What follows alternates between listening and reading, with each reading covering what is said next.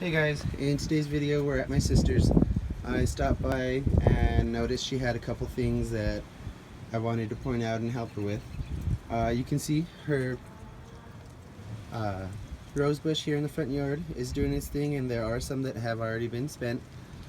Let me see if I can find a good example here.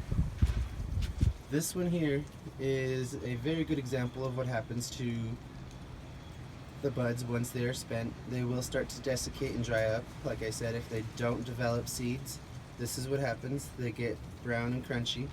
If you don't do deadheading, this is what can happen here. You see how it continued to follow down the stem and actually took out a few buds. So you'll want to take that out because that could lead to fungal disease, which you don't want. And like I said, remember when you're using pruners, always make sure they're disinfected. You don't want to be spreading disease. Here's one, let me see, I might have to do a little bit of trimming just so we can see. But this is a good example of what happens if you just leave it alone. You can see it dried up down to a good bud. It did take out a couple buds that should have been viable. So like I say, it does help to do pruning, but even if you don't do the pruning, you can see this little offshoot here to the side. It does start growing on its own, so like I say, these plants are pretty resilient and they know what they're doing. I have a better example over here to show you.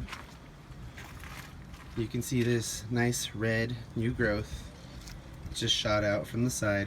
This is one that I deadheaded before, that's why you don't see an old spent bloom. And here are a couple more examples of what happens. My sister was taking off the buds just here at the top, and if you look on this rose bush, this is one of the newer varieties, and like I said, you don't have to look for the 5 leaflets. This one will produce, if I can find an example, I'm sorry, I should have done this before I started recording. You can see there, that one only has 4 leaflets on it, well, 3 left. But right there in the center, I don't know if it shows up very well, there is a growth bud. So pay attention to your plants. Not all of them say whether they are traditional or what type of pruning they need, so you will have to learn by trial and error or just by looking at your plants. The dwarf varieties of roses or mini roses are more prone to be the type that grow from any bud on the plant. So hopefully this helps and gives you a little bit of an idea of what I was talking about when you don't deadhead your roses, what happens. Thank you for watching.